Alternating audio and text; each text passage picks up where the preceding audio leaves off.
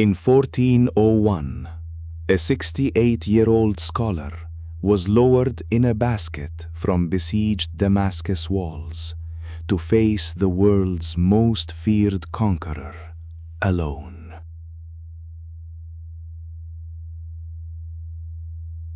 The basket swayed over the battlements. Below, the tents of Timur stretched across the plain, an empire built on pyramids of skulls. Inside the basket, Abdurrahman ibn Khaldun gripped the ropes. He had served sultans, survived prison, crossed deserts on foot. Nothing prepared him for this. Timur received him in a silk pavilion. The conqueror wanted to hear history from the man who had lived it. For 35 days they spoke. Ibn Khaldun described the Maghrib, the Berber dynasties, the rise and fall of Cairo's Mamluks. Timur listened, asked for a written report, then sent him back to Damascus with gifts and safe passage. The city fell anyway. Its artisans were deported to Samarkand, its scholars scattered. Ibn Khaldun escaped to Cairo, but the encounter haunted him. He had watched a conqueror who knew he was witnessing history's pattern and who intended to bend it. Years earlier, another exile had shaped him.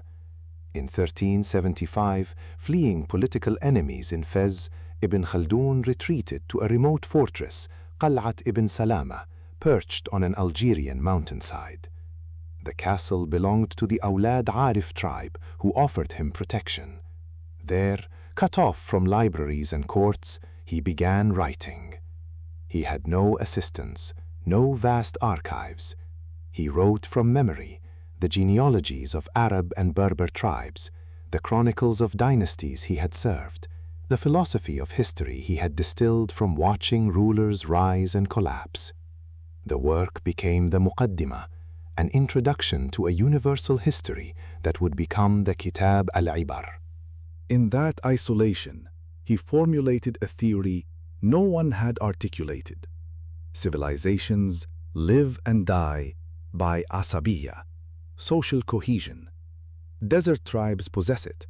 Sedentary luxury erodes it.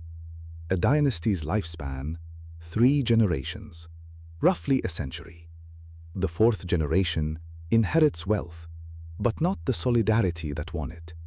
Collapse follows. He applied this lens to every dynasty he knew: the Umayyads, Abbasids, Almoravids, Almohads, Hafsids, Marinids. The pattern held. When he later met Timur, he recognized the same cycle: a conqueror from the steppe, fierce with asabiyya, toppling the effete settled powers. But Ibn Khaldun's own life defied easy patterns.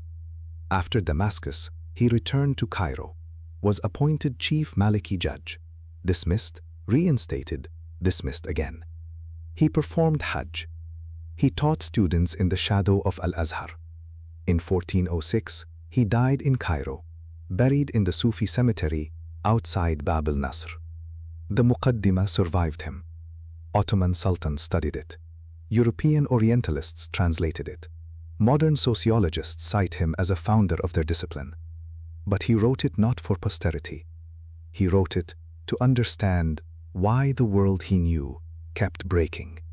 He had stood before Timur, the breaker of worlds, and spoken truth. He had sat in a mountain fortress and built a framework from the ruins. The basket, the pavilion, the castle, each was a vantage point. From each, he saw the same truth. Nothing endures, except the pattern. He faced the conqueror, survived the exile, and gave us the lens to read history's pulse. The pattern he saw still moves beneath our feet.